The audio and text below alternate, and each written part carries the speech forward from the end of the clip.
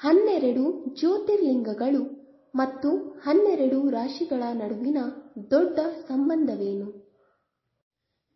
ಶಿವನ ಅನೇಕ ಜ್ಯೋತಿರ್ಲಿಂಗಗಳಿವೆ, ಆದರೆ 12 ಜ್ಯೋತಿರ್ಲಿಂಗಗಳು ಹೆಚ್ಚು ಪ್ರಸಿದ್ಧವಾಗಿವೆ.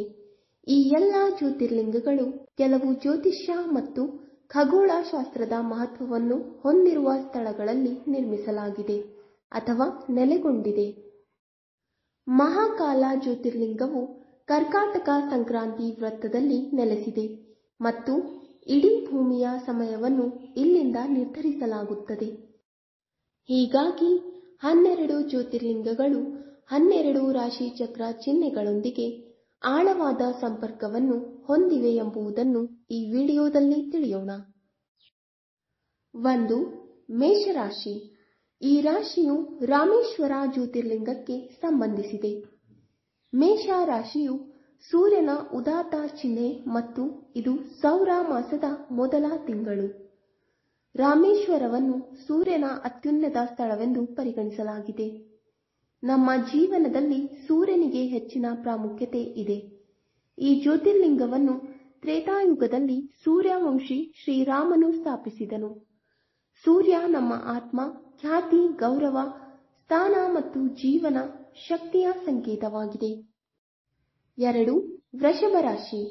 ಈ ರಾಶಿಯು ಸೋಮನಾಥ ಜ್ಯೋತಿರ್ಲಿಂಗಕ್ಕೆ ಸಂಬಂಧಿಸಿದೆ. ವೃಷಭ ರಾಶಿ ಚಂದ್ರನ ಚಿಹ್ನೆ.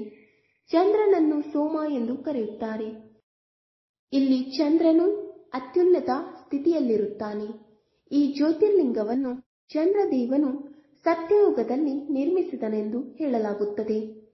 ಚಂದ್ರನು ನಮ್ಮ ಮನಸ್ಸು ಮತ್ತು ಉತ್ತಮ ಆರೋಗ್ಯವನ್ನು ಸಂಕೇತಿಸುತ್ತಾನೆ. 3. ಮಿಥುನ ರಾಶಿ.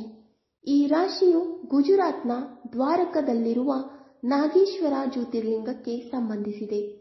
ನಾಗೇಶ್ವರನನ್ನು ಹಾವುಗಳ ರಾಜ ಎಂದು ಕರೆಯಲಾಗುತ್ತದೆ. ಈ ರಾಶಿ ಚಕ್ರವು ಕನ್ಯಾ ರಾಶಿ ಮತ್ತು ರಾಹುವಿನದು. ಈ ರಾಶಿ ಚಕ್ರದ ಚಿಹ್ನೆಯನ್ನು ರಾಹುಗೆ ಶ್ರೇಷ್ಠವೆಂದು ಪರಿಗಣಿಸಲಾಗುತ್ತದೆ. ರಾಹು ನಿಗೂಢತೆ, ಶಕ್ತಿ ಮತ್ತು ಶೌರ್ಯವನ್ನು ಹೆಚ್ಚಿಸುತ್ತದೆ. 4. ಕರ್ಕಾಟಕ ರಾಶಿ. ಈ ರಾಶಿಯು ಓಂಕಾರೇಶ್ವರ ಜ್ಯೋತಿರ್ಲಿಂಗಕ್ಕೆ ಸಂಬಂಧಿಸಿದೆ. ಈ ಜ್ಯೋತಿರ್ಲಿಂಗವು ನರ್ಮದೆಯ ದಡದಲ್ಲಿರುವ ಮಾಂಧಾತ ಮತ್ತು ಶಿವಪುರಿ ಎಂಬ ಹೆಸರಿನ ದ್ವೀಪಗಳಲ್ಲಿ ನೆಲೆಗೊಂಡಿದೆ. ಕರ್ಕಾಟಕ ರಾಶಿ ಚಂದ್ರನ ರಾಶಿ. ಈ ರಾಶಿ ಚಕ್ರವು ಗುರುಗ್ರಹದ ಉತ್ಕೃಷ್ಟ ಸ್ಥಳವಾಗಿದೆ. ಈ ಜ್ಯೋತಿರ್ಲಿಂಗಗಳನ್ನು ಓಂ ಶಬ್ದದಿಂದ ರಚಿಸಲಾಗಿದೆ. ಗುರುವು ನಮ್ಮ ಜೀವನದಲ್ಲಿ ವಯಸ್ಸು, ಜ್ಞಾನ ಮತ್ತು ಅದೃಷ್ಟವನ್ನು ನೀಡುತ್ತದೆ. 5. ಸಿಂಹರಾಶಿ. ಈ ರಾಶಿ ಚಕ್ರವು ಔರಂಗಾಬಾದ್ನಲ್ಲಿರುವ ಗ್ರೀಷ್ಣೇಶ್ವರ ಜ್ಯೋತಿರ್ಲಿಂಗಕ್ಕೆ ಸಂಬಂಧಿಸಿದೆ. ಅವನನ್ನು ದುಷ್ಣೇಶ್ವರ ಎಂದು ಕರೆಯುತ್ತಾರೆ. ಅದರ ಪೂಜೆಯಿಂದ ಪಾಪಗಳು ನಾಶವಾಗುತ್ತವೆ. ಇದಕ್ಕೆ ತಪಸ್ವಿಗಳ ರಾಜನ ಹೆಸರನ್ನು ಇಡಲಾಗಿದೆ. ಇದು ಸೂರ್ಯನ ಸ್ಥಳವಾಗಿದೆ. 6. ಕನ್ಯಾ ರಾಶಿ. ಈ ರಾಶಿಯು ಆಂಧ್ರ ಪ್ರದೇಶದಲ್ಲಿರುವ ಮಲ್ಲಿಕಾರ್ಜುನ ಜ್ಯೋತಿರ್ಲಿಂಗಕ್ಕೆ ಸಂಬಂಧಿಸಿದೆ. ಇದು ಬುಧ ಗ್ರಹದ ಅತಿ ಎತ್ತರದ ಸ್ಥಳವಾಗಿದೆ. ಬುಧ ಗ್ರಹವು ನಮ್ಮ ಜೀವನದಲ್ಲಿ ಕೆಲಸ ಮತ್ತು ವ್ಯವಹಾರ ಮತ್ತು ಬುದ್ಧಿವಂತಿಕೆ ಹಾಗೂ ಮಾತನ್ನು ನಿಯಂತ್ರಿಸುತ್ತದೆ. 7. ತುಲಾ ರಾಶಿ. ಈ ರಾಶಿಯು ಅವಂತಿಕ ಉಜ್ಜಯಿನಿಯಲ್ಲಿರುವ ಮಹಾಕಾಳೇಶ್ವರ ಜ್ಯೋತಿರ್ಲಿಂಗಕ್ಕೆ ಸಂಬಂಧಿಸಿದೆ. ಈ ಸ್ಥಳವು ಸಮಯವನ್ನು ನಿಯಂತ್ರಿಸುವ ಶನಿದೇವನ ಉನ್ನತ ಸ್ಥಾನವಾಗಿದೆ.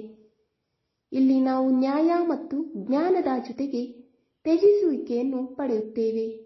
ಇಲ್ಲಿ ದೇವತೆಗಳು ಕಾಲದ ನಿಯಂತ್ರಣದಲ್ಲಿಯೇ ಇರುತ್ತಾರೆ.